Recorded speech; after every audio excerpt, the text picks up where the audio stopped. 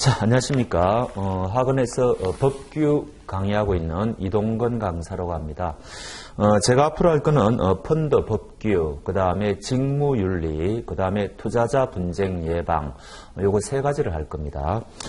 제일 앞에 요 목차를 한번 보시죠. 파트 5 해가지고 요게 펀드 법규에 있죠. 그러면 요게 챕터 1부터 봐가지고 제일 끝에 챕터 10까지 10장으로 되어 있단 말이죠. 그럼 우리가 이제 법규에서 10문제가 나오니까 한 장마다 한 문제 나오겠다. 이렇게 생각하면 일단은 맞습니다. 그런데 제일 앞에 그 1장의 총설은 거의 뭐 출제가 잘 안 되고요. 그 다음에 9장에 보면은 사모집합투자기구에 대한 특례가 있는데 우리 펀드 법규에서 사모펀드가 출제되는 경우는 거의 없다고 보시면 됩니다. 근데 이런 거는 있어요. 우리가 중간중간에 공부하다가 무슨 판매 보수, 판매 수수료 공부할 때 사모펀드는 적용되지 않는다. 이런 식으로 중간중간에 간혹 사모펀드가 이제 이야기 나올 때가 있는데 그때만 사모펀드는 조금 주의하시면 되고 나머지 9장에 있는 것처럼 사모펀드 전반에 대해서 굉장히 양이 많은데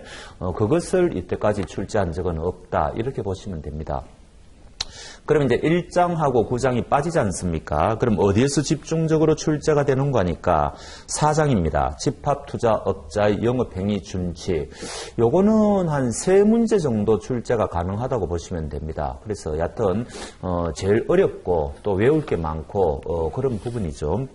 뒷부분으로 갈수록 중요도가 현격하게 떨어집니다. 그 6장부터 집합투자재산의 평가, 회계, 7장 보관관리 별로 출제가 잘 안 됩니다. 출제 뭐 하기는 하는데 그 다음에 8장은 그래도 집합투자기구의 해산, 임의해지와 법정해지가 있으니까 요거는 그나마 중요하죠. 하여튼 이런 식으로 전체적으로 한 장에 한 문제씩 이렇게 보시면 되고 그 다음에 여러분들이 정권 대행인 공부해 보신 분들은 아시겠지만 법규가 양이 굉장히 많습니다. 자본시장법이 물경 450조 조문에 해당되기 때문에 그런데 우리 펀드는 전혀 그렇지가 않아요. 우리 펀드 법규는 정말로 쉬운 파트에 속합니다. 왜냐하면 여러분들이 다른 과목 있죠.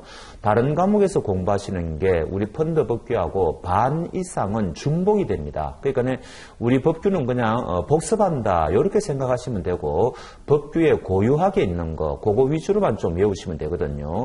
뭡니까 5가지 펀드의 형태, 그 다음 특수한 형태의 펀드라든지 펀드의 구성이라든지 환매라든지 신탁업자라든지 등등등 이런 것들은 여러분들이 다른 과목에서 더 자세하게 공부하는 분야예요. 그러니까 우리는 굉장히 양이 적다 생각보다 그렇게 생각하시면 편합니다.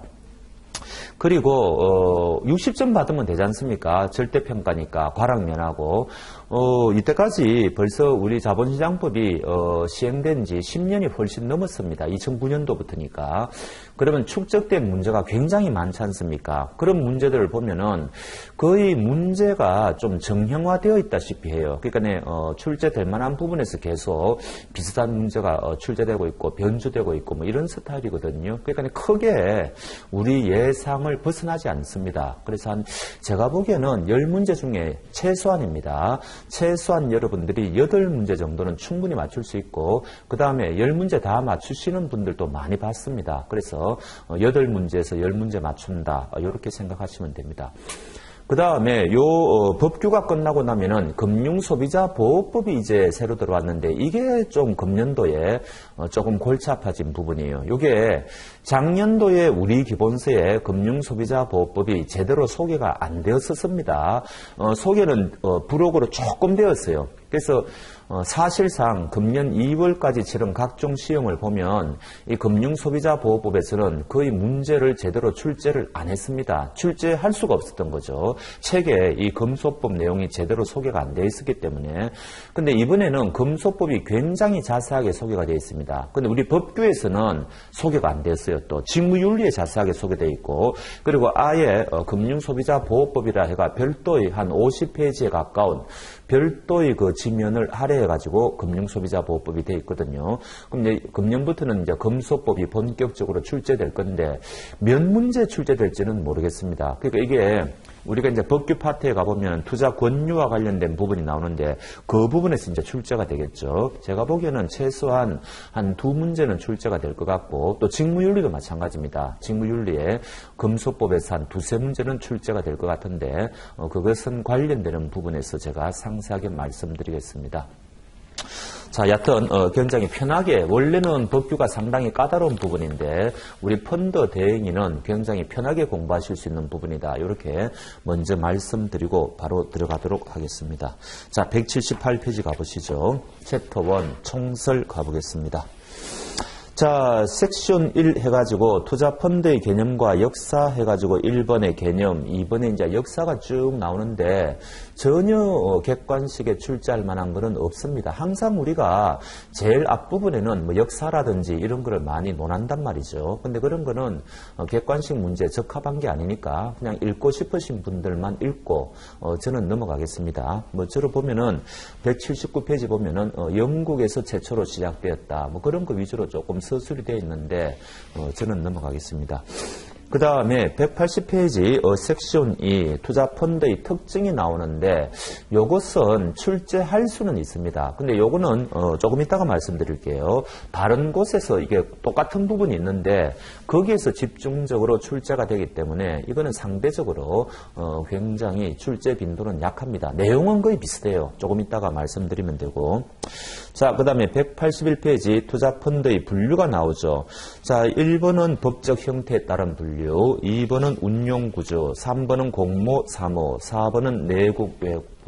제목만 봐도 무엇을 말하는지 단박 아실 수가 있지 않습니까? 그런데 굳이 만약에 출제가 된다면 1번의 법적 형태입니다. 요거는 출제가 가능해요. 다음 중 법적 형태에 따른 분류가 아닌 것은 내가 실제로도 뭡니까? 출제가 되었습니다. 그래서 지금 우리가 신탁 형태, 우리가 이제 우리나라에서 제일 많은 거 계약 형태, 그 다음 이제 회사 형태가 있지 않습니까? 그 다음에는 조합 형태, 이런 형태가 있단 말이죠. 그럼 이거 말고 엉뚱한 걸 하나 만들어낼 겁니다. 그러니까 이제 요거 출제가 되면 틀리시면 절대로 안 되겠죠. 그게 어디에 있는 거니까 1번의 법적 형태에 따른 분류의 두 번째 패러그래프 보시면은 둘째 줄입니다. 자본시장법에서 법적 형태에 따른 펀드 분류는 신탁형, 이게 투자 신탁일 것이고 조합형, 합자조합이나 익명조합, 그 다음에 회사형, 거기 보니까 투자회사, 이게 이제 주식회사겠죠. 그 다음에 유한회사, 합자회사, 유한책임회사.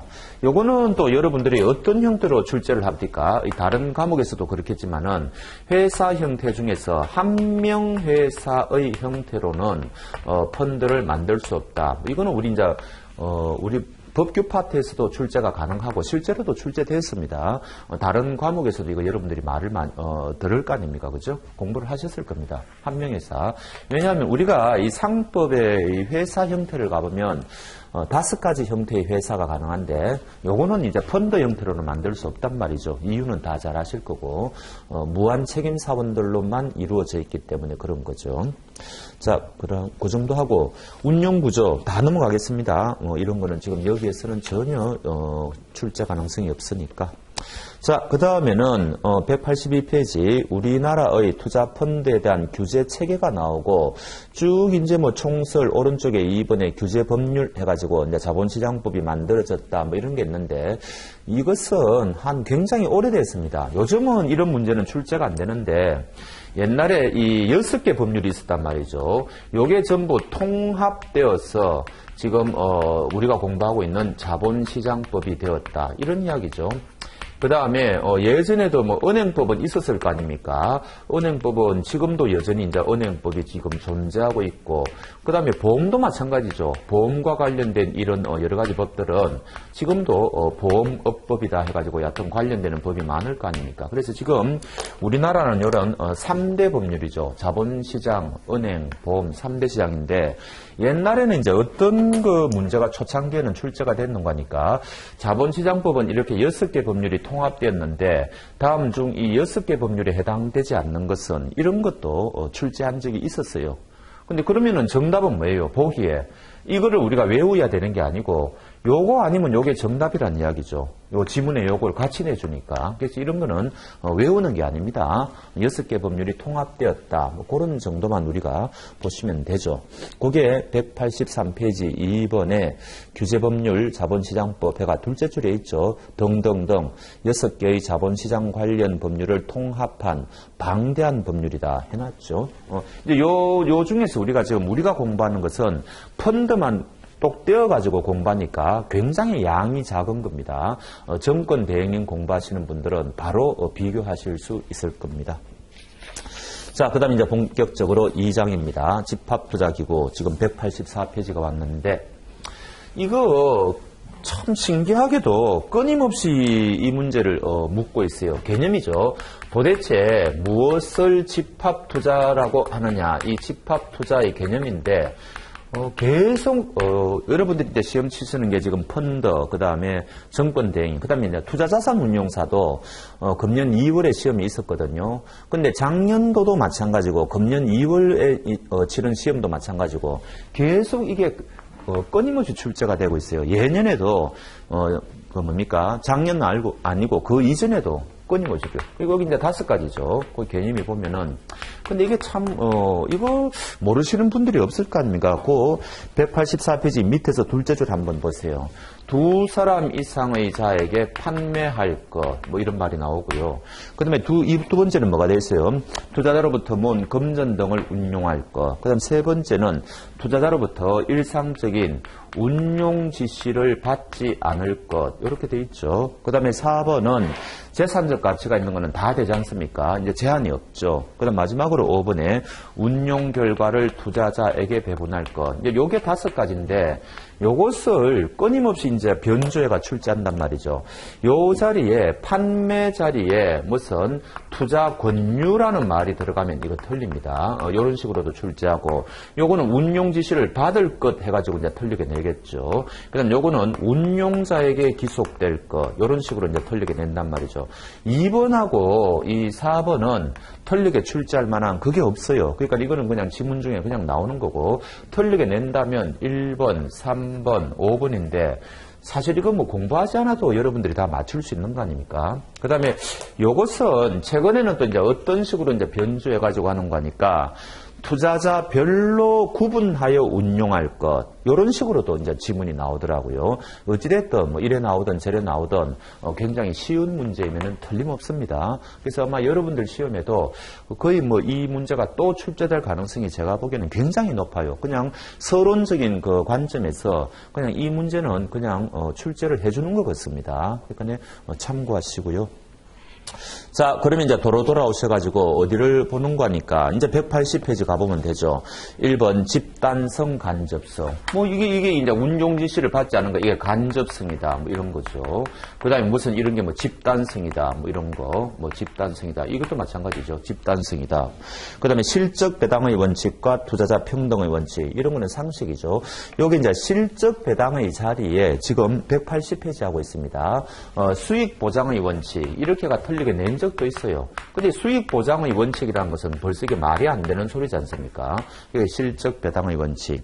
당연히 이제 투자자 평등이고, 그 다음에 3번에 펀드 자산의 분리, 고유 자산과 법적으로 엄격하게 분리를 시켜 놓아야 된다. 역시 뭐 상식적인 이야기입니다. 그래서 뭐 제가 특별하게 이 부분에서 더 덧붙일 말씀이 별로 없어요. 뭐 틀려서는 안 되는 부분이고요. 자, 그 다음에 185페이지 제일 위에서 넷째 줄 두 번째 패러그램 한 편 해가지고 이런 개념을 가지고 있다 하더라도 집합 투자의 개념에서 제외되는 게 좀 있단 말이죠. 근데 우리 여기 기본서는 한 2개 정도 소개를 했지 않습니까? 뭐 여러분들이 잘 아시는 부동산 투자회사법, 선박 투자회사법 이런 거고요. 그 다음에 동그라미 2번에는 자산 유동화 계획에 따라서 등등 이런 거는 집합 투자에서 제외시키죠. 근데 투자자산 운용사 공부하시는 분들 보면은 제외되는 게 10가지가 넘게 기본서에 소개가 되어 있습니다. 우리가 일일이 다 외울 수가 없죠. 이것도 마찬가지예요. 그런데 제외되는 거는 거의 출제가 안 되더라고요. 투자자산운용사에서는 지문 중에 하나로 나온 적은 있어요. 요런 경우에는 집합투자의 개념에서 제외된다. 뭐 지문 중에 나온 거는 있는데 우리가 그런 것도 역시 기본 감각적으로 이제 풀어야 되는 거지. 그 많은 것들을 우리가 다 외울 수가 없단 말이죠. 이 마찬가지입니다. 요거는 그냥 딸랑구 동그라미 2개만 소개가 되어 있으니까 그냥 한번 읽고 넘어가시면 되겠습니다. 2번은 뭐예요? 요거는 우리가 이제 자본시장법에서 우리가 이제 6가지 금융투자업이 있는데 집합투자업은 그 중에 하나이지 않습니까? 근데 요 6가지 금융투자업은 4가지는 인가를 받아야 되고 2가지는 금융위원회로부터 등록을 받아야 된단 말이죠. 근데 우리가 지금 공부하고 있는 이 집합투자업은 인가 대상이죠. 그래서 인가를 받지 않으면은 영업을 할 수가 없다. 그 인가 정도 기본적으로 외우셔야 되는 겁니다. 그래서 첫째 줄 누구든지 집합투자업 인가를 받지 아니하고는 요 인가 자리에 등록이 들어가면 틀릴 겁니다. 근데 그렇게는 출제한 적은 없어요. 인가를 받지 아니하고는 집합투자업을 영위할 수 없다. 자, 이제 그 밑에 섹션 2 집합투자기구의 개념, 구조, 기관 및 종류 해가지고 자, 우리는 아까 지어버렸는데 굉장히 다양한 형태로 펀드를 만들 수가 있는데 가장 많이 있는 투자 신탁 위주로 봐야 되겠죠. 시험도 투자 신탁에서 집중적으로 출제가 됩니다. 투자 회사는 거의 출제를 잘 하지 않더군요. 그래서 하여튼 투자 신탁 위주로 좀 보자 이런 이야기입니다. 넘어가 보시면 집합투자기구의 구조. 자, 이런 부분은 여러분들이 다른 과목에서 다 공부하시는 것들이죠. 오히려 그쪽이 훨씬 더 자세하게 되어 있습니다. 자, 먼저 투자 신탁의 형태를 한번 보자는 이야기죠. 그럼 이게 어떻게 돼요? 집합투자업자가 있고 그 다음에 신탁업자가 있고 그 다음에 신탁계약을 체결하겠죠. 그 다음에 여기 이제 수익자가 있고, 요런 이제 3당사자 구조로 되어 있다. 이렇게 소개가 되어 있지 않습니까? 근데 아마 다른 과목에는 여기 하나가 더 붙을 겁니다. 그게 바로 판매회사죠. 근데 우리 법규 파트에서는 판매회사가 소개가 안 되고 있으니까 우리는 그냥 요거를 3당사자다. 이렇게 간단하게 보시면 됩니다. 그럼 여기에서는 뭐가 이제 주로 출제가 되는 거니까 집합투자업자는 어떤 일을 하느냐? 신탁업자는 어떤 일을 하느냐 이거거든요. 근데 이거는 너무너무 쉽죠. 이것도 사실은 우리가 별로 공부를 안 해도 알 수 있는 그런 부분이 되겠습니다. 자, 제일 위에 투자신탁이 뭐냐. 집합투자업자가 투자신탁계약서에 따라 신탁업자와 신탁계약을 체결하고 그 다음에 투자신탁의 수익권을 균일하게 분할하여 정권에 표창한 수익정권을 투자자에게 판매하여 모은 재산을 집합투자업자가 주식 등에 투자 운용하고 그 결과를 투자자에게 기속시키는 집합투자기구이다. 여러분들이 다 아시는 겁니다. 혼자 읽기는 그러니까 그냥 같이 읽어보았다. 이렇게 그냥 하시면 되고요. 자, 그 다음에 쭉쭉 해가지고 투자신탁관계에서의 당사자는 집합투자업자, 신탁업자, 수익자인데 거기 이제 집합투자업자가 하는 일을 3가지를 그냥 해놓았죠. 할 수 없습니다. 이거 말고도 하는 일이 많겠지만 여기에서는 이제 3가지 요거 그냥 여러분들이 감을 좀 가지시면 되겠죠. 그래서 첫 번째, 투자신탁 설정 해지한다. 그 다음에 투자신탁재산의 투자 운용한다. 그 다음에 수익정권을 발행한다. 요거 3가지. 그럼 시험에는 다음 중 수익정권을 발행하는 곳은 해가지고 정답은 집합투자업자. 사실 그런 것도 거저주는 문제입니다. 하여튼 문제 스타일이 단순하다면 굉장히 단순한 문제가 생각보다 많아요. 여하튼 그런 식으로 보시면 되고. 신탁업자는 굉장히 많죠. 투자신탁재산의 보관관리, 집합투자업자의 운용 지시에 따른 자산의 취득 및 처분, 환매 대금 및 이익금 지급. 그 다음에 또 요 집합투자업자를 견제하는 역할을 하지 않습니까? 운용 지시를 하면은 이제 신탁업자가 요 지시대로 하는데 집합투자업자가 법에 어긋나는 그런 지시를 하는지 뭐 감시하고 확인하고 뭐 그런 역할을 하겠죠. 그 다음 또 이제 수익자는 뭡니까? 제일 밑에 뭐라고 되어 있어요? 신탁원본의 상환 및 이익의 분배 등에 관하여 수익권의 자수에 따라 균등한 권리를 갖는다. 이런 것도 다 기출문제입니다. 그냥 지문 중에 다 있어요. 공부를 안 해도 우리가 상식적으로 다 알 수 있는 이야기고요. 또 언제든지 환매 청구할 수 있죠. 그 다음에 수익자는 장부 서류 열람할 수 있죠. 등초본 교부 청구할 수 있죠. 총회에서 일정한 사항 의결할 수 있죠. 뭐 이런 거 전부 기본적인 것들. 우리가 굳이 뭐 밑줄 걸 필요도 없는, 그러니까 이 부분은 너무 간단한 부분이에요. 그래서 그냥 넘어가시면 되겠습니다. 자, 이제 투자회사는 뭐예요? 투자회사는 우리가 이제 주식회사 형태로 이거를 만드는 거 아닙니까? 투자회사는.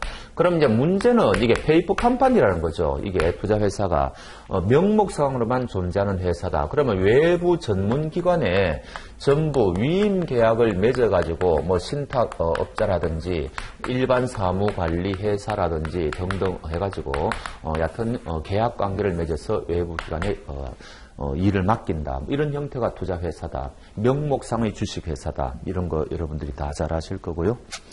자, 투자회사는 집합투자업자 등이 발견이 되어 주식회사를 설립한 후, 그러면 이쪽은 여기는 우리가 이제 수익자 총회라 그러는데, 이쪽은, 이 주주가 되는 거죠. 이쪽은 주주가 되고, 그 다음 요거는 주주총회를 열어야 되는 거죠. 주주총회를 열어야 된다. 근데 이제 아시다시피 이쪽이 워낙 우리나라에 많으니까 수익자 총회를 이제 출제하는 거지 이쪽을 출제할 일은 만무하다는 겁니다. 그래서 우리는 이쪽 위주로 이제 공부하자. 이제 이런 이야기가 되는 거죠. 자, 그래서 오른쪽에 뭡니까? 서류상의 회사, 페이퍼 컴퍼니 성격을 하고 있다. 그 다음 한번 밑줄 꺼보시죠. 이게 명목상의 회사이다 보니까 투자회사는 투자 업무 외의 업무를 할 수 없다. 본점 외의 영업소도 둘 수 없다. 직원을 고용하거나 상근 임원도 둘 수 없다. 모든 업무를 외부의 전문가에게 위탁해야 된다. 뭐 있죠. 집합투자업자, 신탁업자, 판매업자, 일반 사무관리회사 뭐 등등이 있습니다. 뭐 특별하게 우리가 뭐 말씀드릴 게 없어요. 자, 이제 집합투자기구의 규관. 요 수익자 총회는 거의 뭐 매번 빠지지 않고 출제가 되는 제일 중요한 부분이다. 이렇게 하시면 됩니다. 조금 좀 뭐라고 할까요? 자질구레한 거라고 할까요? 외울 만한 게 조금 있습니다. 요거는 방법이 없죠. 자, 가로 1번에 수익자 총회는 거기 동그라미 한번 내보시죠. 여기서 무조건 다 모든 것을 다 의결할 수 있는 것은 아니죠. 자본시장법에 정하여진 사항, 그 다음에 여기 신탁계약에 있는 사항, 그것만 의결할 수 있습니다. 그래서 첫째 줄에 수익자 총회는 자본시장법 또는 신탁계약에서 정한 사항에 한하여 의결할 수 있는데 이게 생각보다 어렵습니다. 어떤 식으로 틀리게 출제하는 거니까 수익자 총회는 자본시장법에서 정한 사항에 한하여 의결할 수 있다. 이러면 굉장히 헷갈리죠. 이게 맞는 건지 틀리는 건지. 그런데 그게 아니고 자본시장법 또는 신탁계약입니다. 정확하게 하셔야 돼요. 그래서 이거를 틀리게 내면은 아마 많은 분들이 헷갈릴 수 있으니까 조심하셔야 됩니다. 자, 그러면 이제 거기 수익자 총회 결의사항이 있는데 1번부터 막 8번까지 여러 가지가 나오지 않습니까? 넘겨보시면 9번까지 있는데 이것은 무엇과 관련되는 거니까 두 페이지 한번 넘겨보시죠. 두 장, 191페이지. 그러면 제일 위에 가보면 가로 1번에 투자 신탁이 나오는데 두 번째 패러그랩에 집합투자업자가 신탁계약을 변경하고자 하는 경우에 신탁업자와 변경계약 체결해야 되는데 변경하고자 하는 내용이 수익자 보호 등에 중대한 영향을 미칠 수 있는 사항인 경우에는 사전에, 그래서 이 수익자 총회 중에서도 사전에 총회 열어야 되는 사항이 있다는 겁니다. 요거를 지금 앞 페이지에서 집중적으로 이야기하고 있어요. 187페이지에서. 그럼 여기 이제 두 가지인데 첫 번째는 뭔가 하니까 신탁계약이 바뀌었는데 불리하게 지금 투자자들에게, 수익자들에게 불리하게 변경되었다는 겁니다. 그럴 경우에는 사전에 수익자 총회 열어라 이런 뜻이고요. 그 다음에 두 번째는 중요한 부분이 변동된 경우입니다. 요거는 우리가 쉽게 찾을 수가 있죠. 변동되었다. 그거는 우리가 예를 들면 187페이지 자, 동그라미 1번에 집합투자업자, 신탁업자 등이 받는 보수 및 수수료의 인상. 그러면 인하는 아니겠죠, 당연히. 인상되는 것은 수익자들에게 불리하게 바뀌었으니까 뭐 그런 것이고요.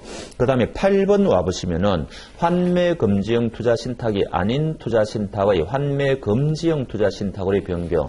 옛날에는 자유롭게 환매가 가능했는데 이제는 그렇게 안 됐다. 굉장히 불리하게 바뀐 거죠. 9번도 마찬가지입니다. 환매 대금 지급일이 연장되었다.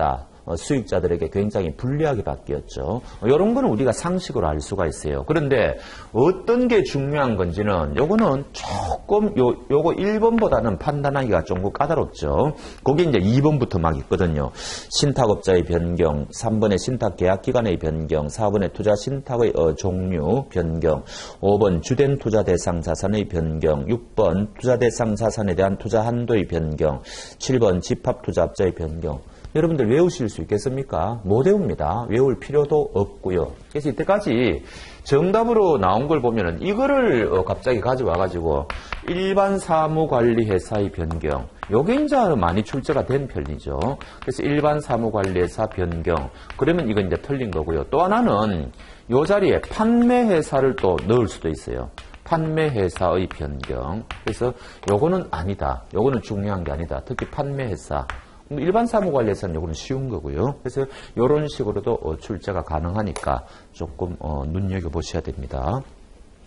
자, 그 다음에는 이제는 본격적으로 우리가 이제 주주총회 같은 것도 누가 소집권자냐, 뭡니까? 2주 전에 서면으로 통지하고 이런 거 있잖아요. 그거하고 굉장히 비슷한 구조를 가지고 있습니다. 그래서 188페이지 원칙적으로는 집합투자업자가 소집한다.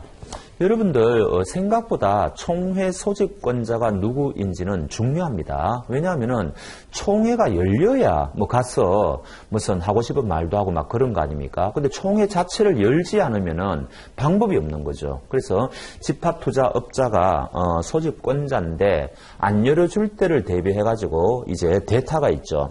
신탁업자하고 발행된 수익정권 총자수의 5% 이상 보유 수익자입니다. 그러니까 이거 외우셔야 되겠죠. 혹시 다음 중 수익자 총회의 소집권자가 아닌 자는 이렇게도 얼마든지 물어볼 수 있고요.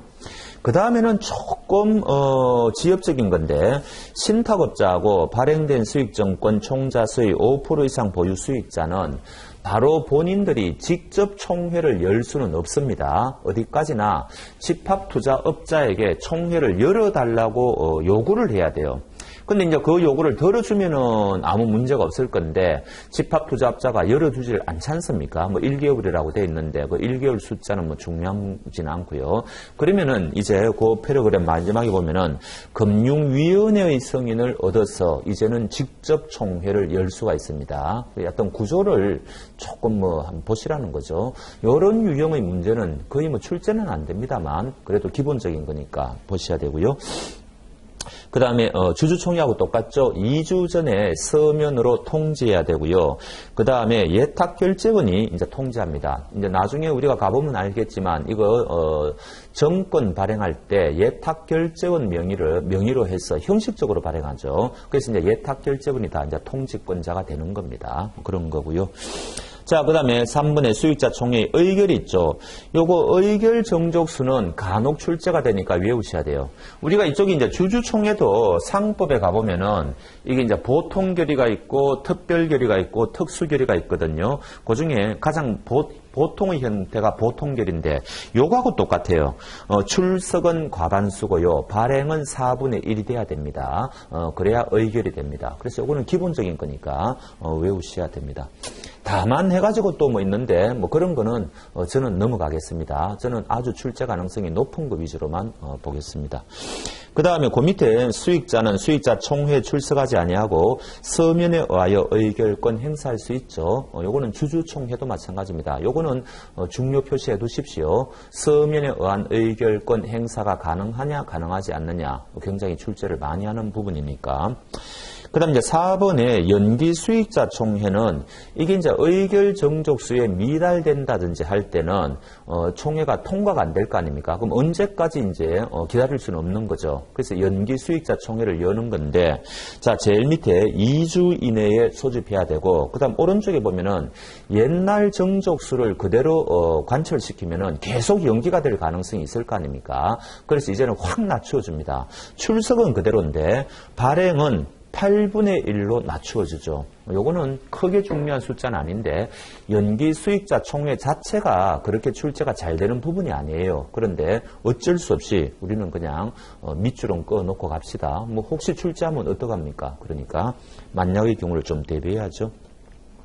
5번은 반대 수익자의 수익증권 매수 청구권인데 이거는 합병 생각해 보시면 단박하실 수가 있죠. 우리가 일반 주식회사의 경우에도 합병에 반대하는 주주들은 나의 주식을 사달라고 회사에 청구할 수 있는 권리가 있지 않습니까? 그 대신에 가만히 있으면 안 돼요.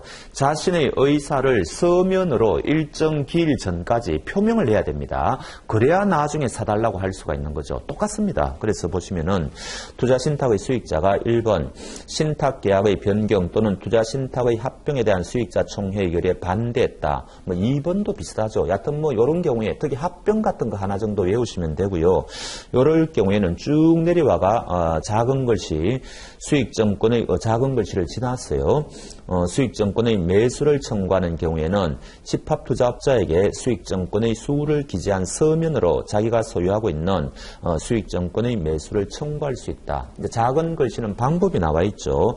무슨 20일 안에 서면으로 자기의 의견을 표명해야 된다. 뭐 이런 건데 요거는 이제 출제는 됩니다. 근데 요게 제일 쉬운 형태가 뭔가 하니까 합병에 반대하는 수익자들은 자신의 수익증권에 대한 매수 청구권을 행사할 수 있다 없다 그 정도입니다. 그러니까 있다 정도로만 아셔도 여러분들은 충분할 것 같고 조금 더 이제 공부를 해보고 싶으신 분은 가로 속에 있는 작은 글씨 어떤 식으로 자신의 의견을 표명해야 되는 건지 뭐 그것도 같이 알아놓으면 좋으시겠죠.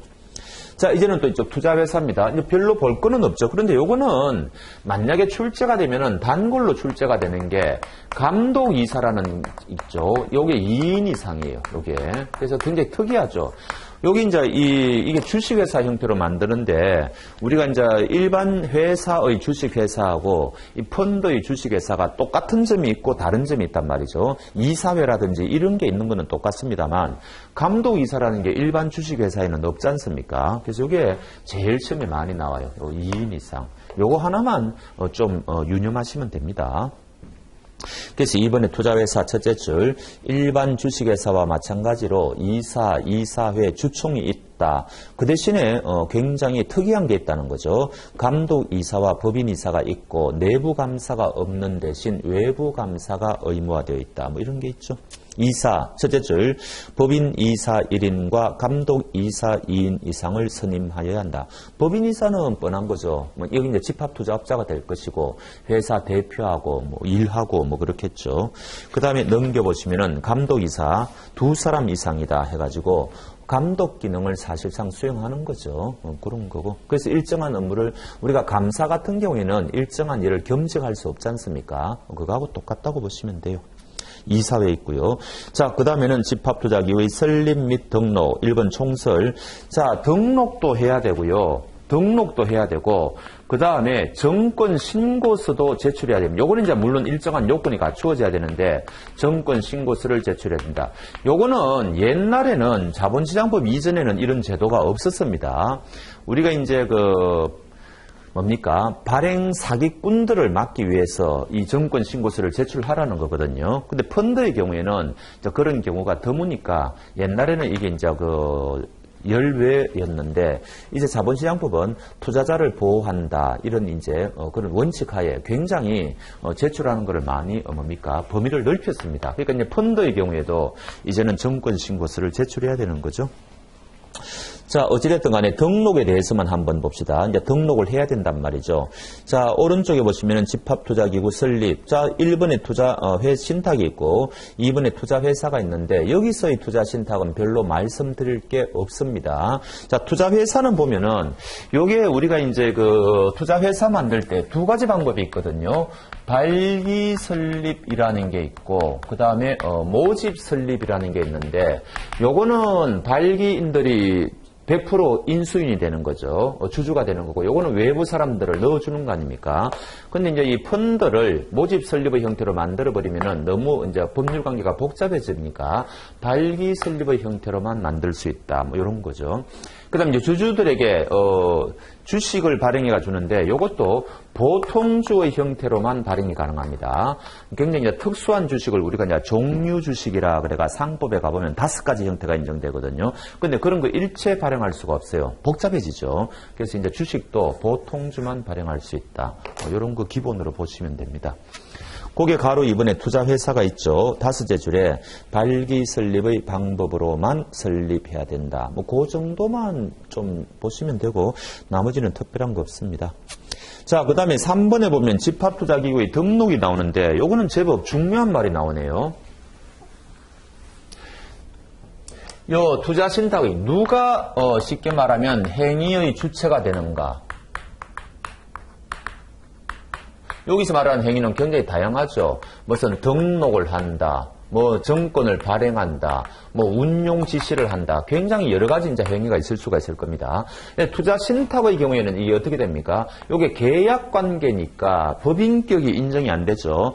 펀드 자체가 계약 관계니까 펀드 자체는 법인격이 인정이 안 되는 권리의 주체가 될 수가 없죠. 따라서 당연히 행위의 주체는 집합투자업자가 돼야 된다는 거죠. 누가 행위의 주체가 되냐?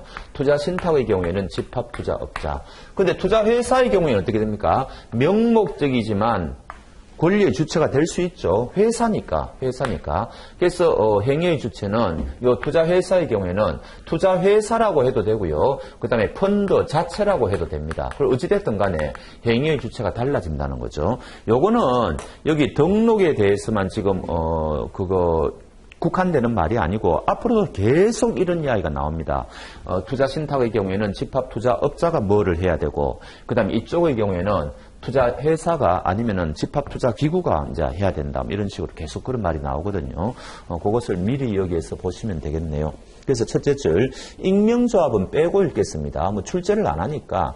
그래서 투자신탁의 경우에는 해당 집합투자업자가 그 다음에 투자합자조합도 빼겠습니다. 회사용 펀드의 경우 해당 회사 및 해당 조합은 빼고요. 해당 회사가 집합투자기구 등록을 해야 된다. 그 다음에 돈을 좀 내야 되겠죠. 자본금이나 출자금을 내야 되는데 1억 원 동그라미 하시고요. 근데 요게 투자신탁 외의 형태의 펀드입니다. 그래서 이것도 간혹 출제를 해요. 투자신탁도 1억 원이다 그러면 틀립니다. 투자신탁은 제외하고 1억 원입니다. 그거 하나 알아놓으시면 되고. 자, 등록, 변경할 사항이 있으면 변경 등록해야 될 것이고 작구 수정 등 경미한 사항을 변경할 때는 뭐 당연히 예외가 인정되겠죠. 자, 그 다음에 한편 그거는 조금 중요합니다. 요게 이제 이원화되어 있단 말이죠. 등록도 해야 되고 정권 신고서도 제출해야 되고 따로따로 해야 되느냐 불편하잖아요. 그래서 요거를 일원화시키는 제도가 있다. 그게 이제 출제가 좀 되니까 거기 밑줄 걸칠 필요가 있죠. 한편 공모펀드의 경우 집합투자기구 등록신청서와 정권신고서를 동시에 제출하는 경우에는 정권신고서 절차로 일원화하여 밑줄요. 정권신고서가 수리된 때 등록된 것으로 의제한다. 의제라는 말은 간주한다. 뭐 이런 뜻이겠죠. 하여튼 요거는 간간히 출제가 좀 되는 편입니다. 그 정도 보시면 되겠습니다. 자, 이번 시간에는 여기까지 하도록 하겠습니다.